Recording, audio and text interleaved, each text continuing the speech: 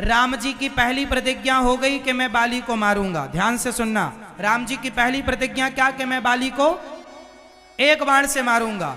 और दूसरी प्रतिज्ञा है कि जो मेरी शरण में आ जाएगा उसे मैं कोटि विप्र बद लागहि जाहू, आए शरण तजिए नहीं ताहू। भगवान राम की दूसरी प्रतिज्ञा है कि जो मेरी शरण में आ जाएगा मैं उसे माफ कर दूंगा। राम जी की कितनी प्रतिज्ञा हो गई टोटल? जोर से 2। पहली प्रतिज्ञा बाली को मारूंगा और दूसरी प्रतिज्ञा जो शरण में आएगा उसे छोड़ दूंगा। अब एक बात बताओ, यदि राम जी बाली के सामने जाकर खड़े हो जाते और कहीं बाली राम जी की शरण में आ जाता, तो शरण में आ जाता तो राम जी को बाली को क्षमा करना पड़ता कि नहीं? क्योंकि राम जी बोल रहे हैं कि शरणागत कहूं जे तजही हित अनहित अनुमान, ते नर पावर पापमय तिनहि बिलोकत हानि। जो मेरी शरण में आएगा मैं उसे क्षमा कर दूंगा, राम जी कह रहे हैं। अब राम जी एक तरफ तो ये कह रहे हैं कि मैं एक बाण से बाली को मारूंगा, और दूसरी तरफ कह रहे हैं कि जो मेरी शरण में आएगा क्षमा कर दूंगा। यदि बाली राम जी की शरण में चला जाता तो राम जी बाली को क्षमा कर देते कि नहीं? हाँ या ना में उत्तर जोर से। यदि बाली राम जी की शरण में चला जाता, पांव पकड़ लेता, तो राम जी क्षमा कर देते कि नहीं? जोर से कर देते। और विचार करो कि यदि राम जी बाली को क्षमा कर देते तो सुग्रीव क्या सोचता? सुग्रीव कहता कि राम ने मेरे भाई से हाथ मिला लिया, राम जी ने मेरे भाई से हाथ मिला लिया। और सुग्रीव ये आरोप लगाता, क्योंकि राम जी सुग्रीव से क्या कर चुके हैं? मित्रता। और मित्रता क्या कहती है? जो ना मित्र दुख होय दुखारी, तिनहि बिलोकत पातक भारी। जो मित्र के दुख में दुखी होता है, जो मित्र के सुख में सुखी होता है, वही मित्र है। यदि राम जी बाली के सामने जाते और बाली शरण में आता और राम जी माफ कर देते, तो सुग्रीव कहता कि राम जी बाली से मिल गए, राम जी पर मित्र द्रोह का आरोप लग जाता कि आपने मित्र द्रोह किया है। मित्र से क्या किया? द्रोह किया। इसलिए राम जी तो धर्म संकट में पड़ गए। राम जी धर्म एक, यदि बाली को मारते हैं तो छिप के मारना पड़ेगा, और यदि सामने से मारते हैं और वो शरण में आ गया तो यह सारी जिंदगी सुग्रीव कहेगा कि आपने तो बाली से हाथ मिला लिया। और एक बात बताओ, एक प्रश्न का उत्तर दो, गलत व्यक्ति का साथ देने वाला सही होता है कि गलत? जोर से, जोर से। गलत का साथ देने वाला गलत। और बाली अपने भाई की पत्नी का हरण कर चुका था, वो गलत था। और राम जी यदि उसके पक्ष में खड़े हो जाते तो राम जी भी गलत हो जाते। इसलिए राम जी ने कहा कि अब क्या करें, धर्म संकट से कैसे निकलें? तो धर्म संकट से निकलने के लिए राम जी ने तीसरा रास्ता निकाला कि पेड़ की ओट में खड़े होकर राम जी ने बाण मारा। बाण मारा और बाली मरा सुग्रीव को। यदि सामने से मारते तो सुग्रीव दिक्कत करता।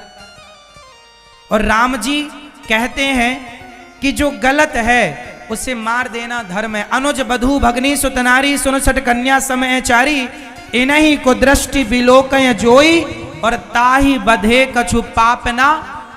पापी को पाप से, गलत को गलत तरीके से मार देना ही धर्म है। अधर्मी को अधर्म से मार देना धर्म है। अधर्मियों के लिए क्या धर्म देखें? ये धर्मी होता तो भाई की पत्नी का अपहरण क्यों करता?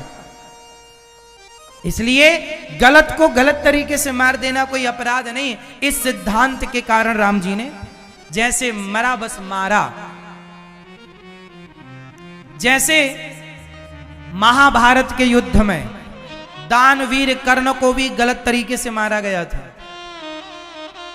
जब वो रथ से नीचे उतरे तब अर्जुन को भगवान ने कहा मार। अर्जुन बोले नहीं, रथ से नीचे योद्धा हो तो उस पर वार नहीं करते। भगवान बोले ये धर्म धर्म की बातें बाद में करेंगे, अभी मार। अर्जुन बोले प्रभु ये अधर्म है। भगवान बोले कि ये अधर्म है। तो जब इसने कहा था द्रौपदी आजा, तेरे 5 पति हैं, छठा मुझे बना ले, तो क्या ये कहना धर्म था? जब इन्होंने अपने जीवन में धर्म का मुंह नहीं देखा तो इनके लिए धर्म का मुंह ना देखा जाएगा। ये तो जैसे मरे मारो, अधर्मी जैसे मरे, यही धर्म है। आप धर्मी होते, अब देखो ना, गुरु द्रोणाचार्य को भी अधर्म से मारा गया, एक झूठ फैलाया गया कि अश्वत्थामा मारा गया, और उस दौरान धृष्टद्युम्न ने आकर के गुरु द्रोणाचार्य का सिर काट दिया, गलत तरीके से मारा। क्यों मारा? अधर्म से मारा। गुरु द्रोणाचार्य को क्यों मारा? क्योंकि ये कौन से धर्मात्मा थे? एकलव्य ने इनसे सीख लिया तो इन्होंने अंगूठा मांग लिया था। तो जब एकलव्य से इन्होंने अंगूठा ले लिया तो इन्हें भी गर्दन चुकानी पड़ी, गर्दन देके। और इन्होंने कौन सा न्याय किया था? अभिमन्यु को चक्रव्यूह में फंसा के मार दिया। एक योद्धा से एक योद्धा युद्ध करता, पर 6-6, 7-7 लोगों ने किया, 8-8 लोगों ने किया। इन्होंने कौन सा धर्म किया?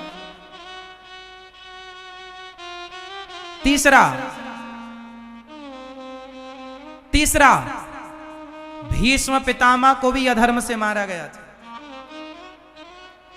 क्यों? शिखंडी को खड़ा कर दिया गया। अब शिखंडी का क्या काम था? वहां खड़ा किया गया। क्यों? क्योंकि पितामह ने भी भरी सभा में द्रौपदी की साड़ी खिंचती रही। वो अधर्म था कि धर्म था? जोर से अधर्म था। उस अधर्म को देखते रहे पितामह। जब तुमने अधर्म के सामने चुप्पी साधी तो तुम्हारे लिए धर्म ना देखा जाएगा। अब तो जैसे मरो बस मरो। दुर्योधन की भी जांघें तोड़ी गई गदा से। गदा युद्ध का नियम है कि जांघों पर गदा नहीं मारते। गलत तरीके से मारा गया। क्यों? इसने कहा था द्रौपदी मेरी जांघों पर आकर बैठ जा। तुम अधर्मी हो तो अधर्मी को अधर्म से मार दे। सुनो मेरे संग बोलो, अधर्मी को बोलो, अधर्मी को अधर्म से मार देना ही धर्म है। अधर्मी को अधर्म से मार देना ही धर्म है। अरे धर्मात्मा हो तो धर्म से मारे। इनमें से कौन धर्मात्मा थी? इसलिए भगवान ने बाली को भी मारा, क्योंकि ये कौन सा धर्मात्मा था? हां,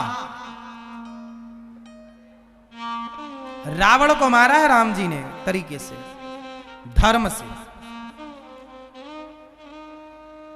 सुग्रीव से पूछा, विभीषण जी से पूछा कैसे मरेगा? बोले इसकी नाभि में अमृत है। मारा बाण, अग्नि मार दी, अग्नि बाण सूख गया आमने सामने। था तो ये भी अधर्मी। रावण कौन सा धर्मी था? पराई औरत को उठाना कौन सा धर्म है? तो अधर्मी।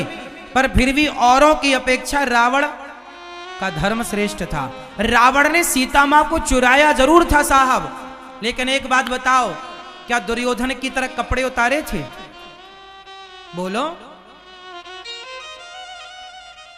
रावण की लंका में सीता मैया सुरक्षित थी। आज की स्थिति यह है, पहले की सीता तो रावण की लंका में सुरक्षित थी, आज की सीता तो गली मोहल्ले चौराहे में, रेलवे स्टेशन, पुलिस स्टेशन में, और की क्या कहें, मां के पेट में आज की सीता सुरक्षित नहीं है। तब की सीता तो लंका में सुरक्षित थी। और रावण ने सीता को चुराया जरूर था, माता सीता को, पर रावण ने गलत भाव से नहीं चुराया। रामचरितमानस में स्पष्ट लिखा है कि जब रावण सीता मैया को चुराने गया तो रावण ने सीता मैया को मानसिक रूप से प्रणाम किया है। कहा है कि ये जगत जननी है, हे मां मैं आपको लेने आया हूं। प्रणाम किया है रावण ने, कोई भोग की दृष्टि से नहीं। रावण ने तो अपने लंका वासियों का, अपने राक्षसों का कल्याण करने के लिए कि सीता मां को ले जाऊंगा तो राम जी आएंगे और राम के हाथों जितने राक्षस मरेंगे सबका उद्धार हो जाएगा। इसलिए रावण ने ये रचना की, षड्यंत्र रचा। रावण का उद्देश्य अपनी प्रजा का कल्याण करना था, जबकि दुर्योधन का उद्देश्य केवल पांडवों की संपत्ति हड़पना था। रावण, अच्छा बताओ, राम रावण के युद्ध में और महाभारत के युद्ध में कौन सा युद्ध श्रेष्ठ है? जोर से, कौन सा युद्ध श्रेष्ठ है? जोर से। किस युद्ध में ज्यादा लोग मरे थे? महाभारत के युद्ध में ज्यादा लोग मरे या राम रावण के युद्ध में ज्यादा लोग मरे? हाँ, दोनों युद्ध कितने दिन तक हुए? राम रावण का युद्ध कितने दिन हुआ और महाभारत का युद्ध कितने दिन हुआ? सुनो, राम रावण का युद्ध भी 18 दिन था और महाभारत का युद्ध भी 18 दिन था।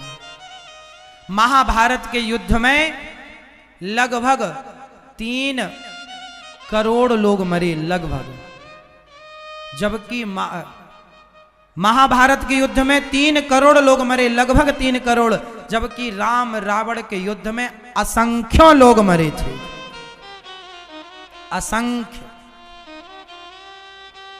कोई गिनती नहीं कर सकता। इसलिए राम रावण का युद्ध इस धरती का सबसे बड़ा युद्ध और सबसे श्रेष्ठ युद्ध था। राम रावण के युद्ध में जितना पराक्रम था, महाभारत के युद्ध में इतने पराक्रमी, अच्छा, राम रावण के युद्ध में तो राम जी लड़ रहे थे, महाभारत के युद्ध में तो भगवान को उठाना ही नहीं पड़ा कुछ, भगवान कृष्ण को कुछ उठाना ही नहीं पड़ा। मतलब बहुत बड़ा युद्ध नहीं था महाभारत का, लेकिन जीत धर्म की हुई और महाभारत के युद्ध से कई गुना। जब महाभारत के युद्ध की घोषणा हुई ना, तो बाली लंका, भीम भैया लंका गए और लंका में आपको पता है जब युद्ध होता था तो एक राजा दूसरे राजा से सहयोग मांगता है, अस्त्र शस्त्र मांगता है, सेना मांगता है। तो भीम भैया लंका गए थे विभीषण से सहयोग मांगने कि महाभारत का युद्ध हो रहा है, आप भी चलो, और बड़ा युद्ध हो रहा। तब विभीषण जी ने कहा, हो रहा होगा, ये बच्चों का खेल है, हमने तो बड़े बड़े युद्ध देखे हैं। तो भीम भैया को लगा आपने ऐसे युद्ध ना देखे होंगे जैसा होने जा रहा है। विभीषण जी ने कहा, जाओ भीम भैया, हमने बहुत बड़ा युद्ध देखा है। भीम भैया बोले, विभीषण जी चलो, राम रावण से भी बड़ा वाला युद्ध होने जा रहा, चलो देखो। विभीषण जी बोले, ना चलो, एक काम करो, ये जो कुंड है पानी से भरा, इसमें नहाओ। विभीषण जी ने कहा भीम भैया से, भीम जरा ये कुंड में नहाओ और नहाकर जरा इसके नीचे पानी में गहराई में उतरो और बताओ कि कितने गहराई में तुम्हें पानी का अंत मिला, मतलब जमीन मिली, कुछ अंतिम छोर मिला। भीम भैया ने कपड़े उतारे, छलांग मारी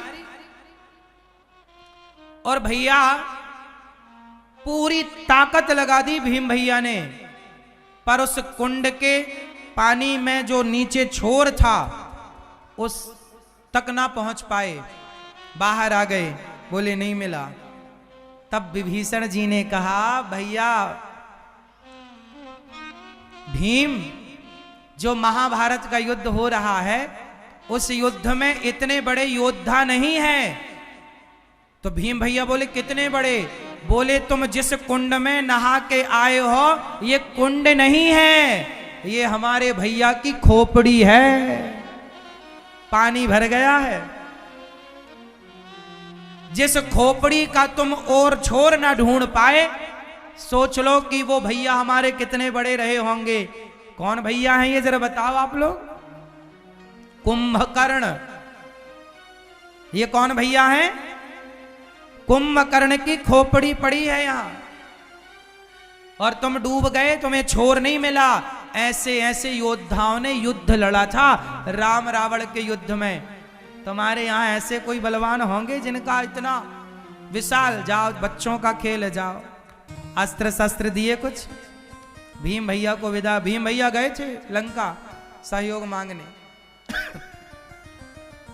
वापस आए तो इतना विशाल युद्ध था राम रावण का। और उस राम रावण के युद्ध में राम जी ने सारे, राम जी का पराक्रम कैसा है साहब, रावण इतना बलवान था, उस रावण को बाली ने कांख में दबाया, उस बाली को राम जी ने मार गिराया। जो जैसे मरे मारो, ईमानदारी से, बस बेईमानों को, ईमानदार लोगों को नहीं। जो सही हैं उनको प्रणाम करो और जो गलत हैं उन गलत लोगों को नीति कहती है कि जो जैसे